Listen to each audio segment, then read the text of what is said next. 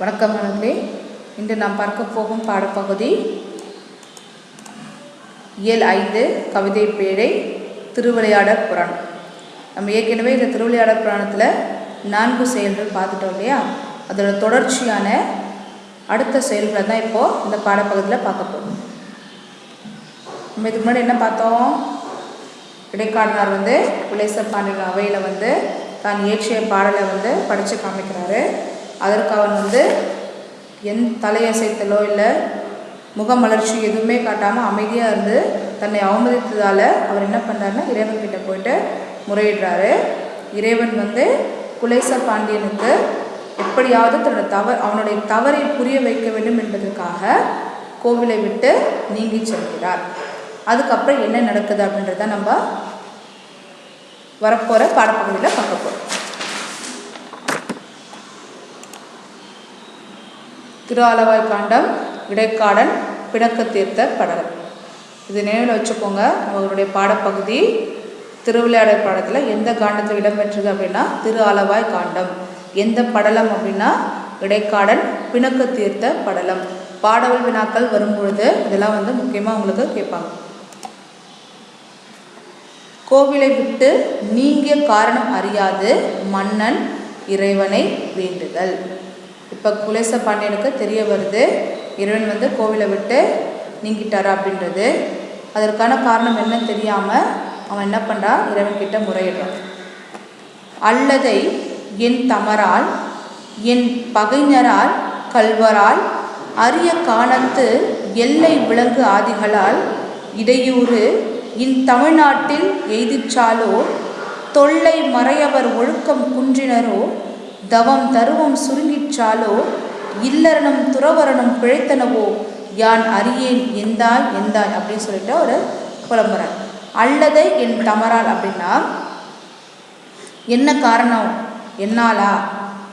அல்லது என் தமரால் என்னுடைய படை வீரர்களாலா? அல்லது என்னுடைய பகைவர்களாலா? இல்லைனா கல்வர்களாலா? அரிய காணத்து எல்லை விலங்கு ஆதிகளால் காடுகள் வசிக்கக்கூடிய இந்த விலங்குகளாலா இந்த தமிழ்நாட்டில் தங்களுக்கு என்ன இடையூறு ஏற்பட்டது அப்படின்னு சொல்லிட்டு இறைவன்கிட்ட வேண்டாம். என்னால் ஏற்பட்டதா, அல்லது என் படை வீரர்களால் ஏற்பட்டதா, அல்லது என் பகைவர்களால் ஏற்பட்டதா, அல்லது கல்வர்களால் ஏற்பட்டதா, இல்லைன்னா கானகம் அப்படின்னா காட்டில் இருக்கக்கூடிய இந்த கொடிய விலங்குகளால் ஏதாவது உங்களுக்கு இடையூறு ஏற்பட்டதா, என்ன காரணம் அப்படின்னு சொல்லிட்டு இறைவன்கிட்ட வேண்டார். தொல்லை மறவர் ஒழுக்கம் குன்றினரோ. தொல்லை மறையவர் யார் அப்படின்னா இந்த இடத்துல மறையவர் என்று சொல்லக்கூடியவர் அந்தனர். கோவிலில் பூசைகள்லாம் செய்வாங்க இல்லையா, அந்தனர். தொன்று தொட்டு வேத நூல்களை அறிந்த அந்தனர் ஒழுக்கம் குன்றினரோ, ஒழுக்க நெறி தவறினார்களோ அப்படின்னு கேட்குறார். தவம் தர்மம் சுருங்கிற்றாலோ, தவமும் தர்மமும் சுருங்கிற்றாலோ அப்படின்னா குறைந்ததோ அப்படின்ட்டு சொல்கிறார். இல்லறமும் துறவரனும் பிழைத்தனவோ, அதாவது இல்லறத்தினரின் தர்மமும் துறவரத்தினரின் நெறியும் தவறினரோ என்ன பிழை நடந்தனை நான் அறியேன் அப்படின்னு சொல்லிட்டு குலேச பாண்டியன் இறைவன்கிட்ட புலம்புறான்.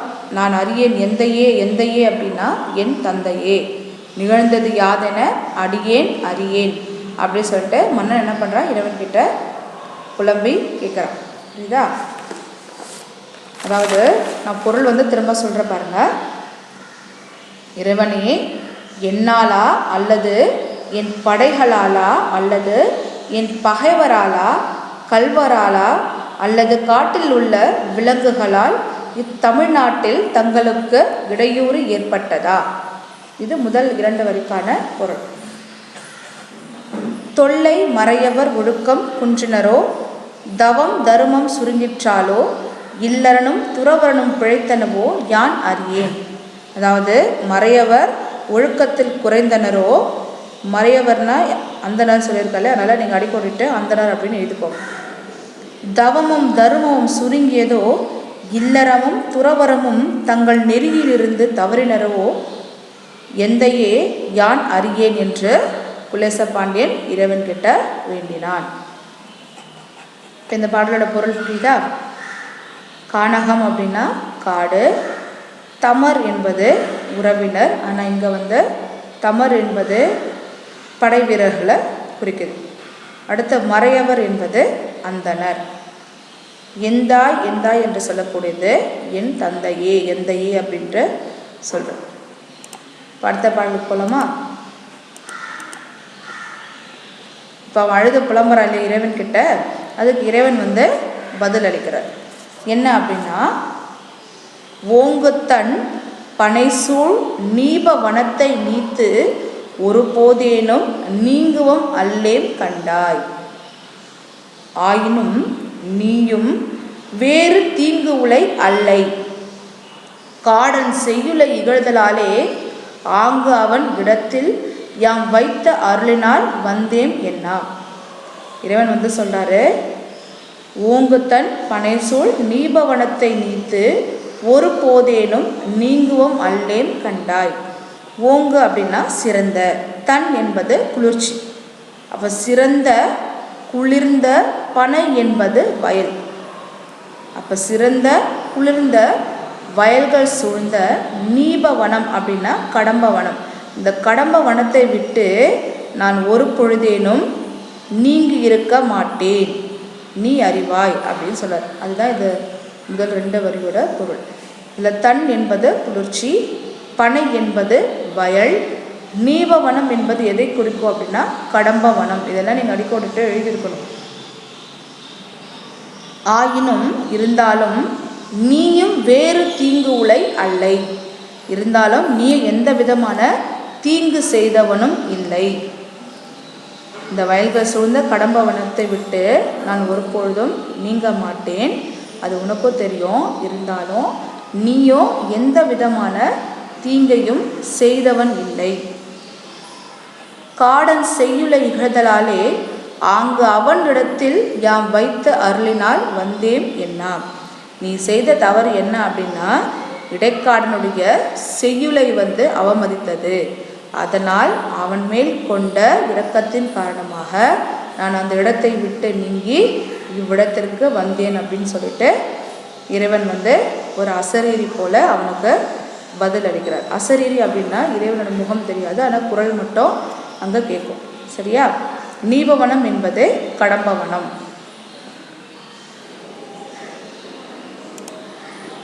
அடுத்து மன்னன் தன் பிழையை பொறுத்து அருளுமாறு இறைவனிடம் வேண்டுதல்.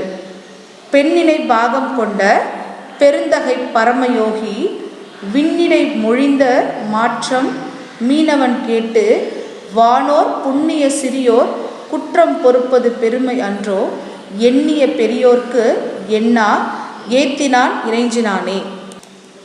இந்த இடத்துல பெண்ணினை பாகம் கொண்ட பெருந்தகை பரமயோகி யார் அப்படின்னா சிவபெருமான். பெண்ணினை பாகம் கொண்ட அப்படின்னு சொல்லும் பொழுது யாரை குறிக்குதுன்னா உமையம்மை, அதாவது பார்வதி. உமையம்மையை இடப்பாகத்தே கொண்டவனும் பெருமை பொருந்திய யோகியான சிவபெருமான். அதுதான் இந்த முதல் வரியோட பொருள். உமையம்மையை இடது பாகத்திலே கொண்டவனமாகிய பெருமை பொருந்திய பரமயோகியான சிவபெருமான் விண்ணிடை மொழிந்த மாற்றம் மீனவன் கேட்டு. விண்ணிடை அப்படின்னா விண்ணிலை, வானத்திலிருந்து மொழிந்த மாற்றம் யார் கூறியது அப்படின்னா சிவபெருமான். எப்படின்னா அசரீரியாக, அதாவது ஒளி மட்டும் வருது. அசரீரியாக கூறிய மாற்றம் கேட்டு யார் கேட்குறா அப்படின்னா இந்த இடத்துல மீனவன் அப்படின்னு சொல்கிறாங்க இல்லையா, அந்த மீனவன்றது யாரை குறிக்குன்னா குலேச பாண்டியனை குறிக்கும். அதை கேட்ட குலேச பாண்டியன் வானோர் புண்ணிய சிறியோர் குற்றம் பொறுப்பது பெருமை என்றோ. அதாவது தேவர்கள் செய்த புண்ணிய பெரும்பேரே சிறியோர் குற்றம் பொறுப்பது பெருமை என்றோ. சிறியவர்கள் ஏதேனும் தவறு புரிந்தால் அதனை பொறுத்து கொள்வது பெருமை அல்லவா. அதை தான் குலேச பாண்டியன் சொல்கிறான். வானோர் புண்ணிய அப்படின்னா தேவர்கள் செய்திய புண்ணிய பெருமானே, சிறியவர்கள் ஏதேனும் தவறு செய்தால் அதை பெரியவர்கள் பொறுத்து கொள்வது பெருமைதானே அப்படின்ட்டு அவன் கேட்குறான். எண்ணிய பெரியோர்க்கு எண்ணா ஏற்றினான் இறைஞ்சினானே. எண்ணிய பெரியோர் அப்படின்னா மதிக்கப்படும் பெரியவர்களுக்கு பெருமை அல்லவா என்று துதித்து இறைவனை வணங்கினான். இறைஞ்சினான் அப்படின்னா வணங்கினான். இப்போ நான் சொல்கிறத அடிக்கொடுத்து எழுதிக்கோங்க. மீனவன் அப்படின்றது மேலே குலேச பாண்டியனை குறிக்கும். இந்த வானோர் அப்படின்றது தேவர்களை குறிக்கும். இறைஞ்சினான் அப்படின்றது வணங்கினான். அப்போ என்ன சொல்லி இறைவன்கிட்ட அவன் வேண்டினான் அப்படின்னா, இறைவனுடைய வானத்திலிருந்து ஒலித்த இறைவனுடைய சொற்களை கேட்டு இந்த பாண்டிய மன்னன் என்ன சொல்றான்னா, புண்ணியனே, சிறியவர்களின் குற்றத்தை பொறுப்பது பெரியவர்களுக்கு பெருமை அல்லவா, அதனால என்னுடைய குற்றத்தையும் நீங்கள் பொறுத்தருள வேண்டும் அப்படின்னு சொல்லிட்டு பாண்டிய மன்னன் இறைவன் கிட்ட வேண்டான். அடுத்தது மன்னன் இடைக்காடனாருக்கு எப்படி மரியாதை செய்கிறான்.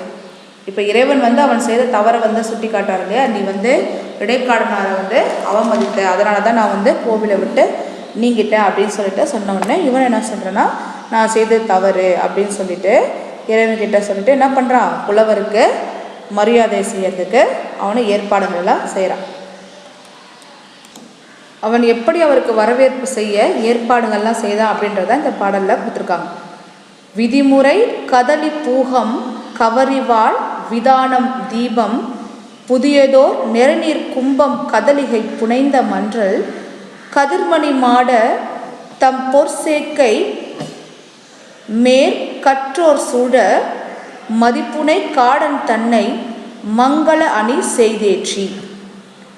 அதாவது விதிமுறை கதலி பூகம், விதிமுறை அப்படின்னு சொல்லப்படுறது நூல்களில் கூறிய முறைப்படி முறையாக.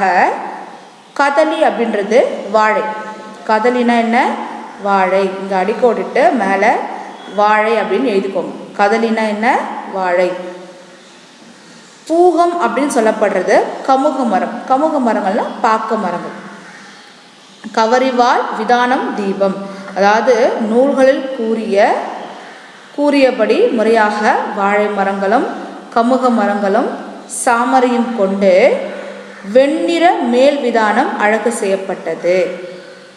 அந்த இடத்துல என்ன பண்ணுறாங்க, பாக்கு மரங்களையும் வாழை மரங்களையும் வைத்து அழகு, அதாவது தோரணங்கள்லாம் கட்டி அழகு செய்கிறாங்க. புதியதோர் நிறைநீர் கும்பம். புதியதோர் அப்படின்னா அன்று மலர்ந்த மலர்களால் மாலைகள் தொடுக்கப்பெற்று புதிய குடங்களில் நீர் நிறைந்த கும்பங்களும். இதெல்லாம் அவரை வரவேற்கிறதுக்காக இந்த ஏற்பாடெல்லாம் செய்கிறாங்க. அன்று பூத்த மலர்களை கொண்டு மாலைகள் தொடுத்து வச்சுருக்காங்க. புதிய குடங்களில் நீர் நிறைந்த கும்பங்களும் வச்சுருக்காங்க. கதலிகை புனைந்த மன்றல், துணிகளால் அலங்கரித்த அழகிய வாசனை மிக்க கதிர்மணி மாடத்து ஒளி பொருந்திய இரத்தின மணிகள் பொதிக்கப்பட்ட ஆசனத்தின் மேல் கற்றோர் சூழ,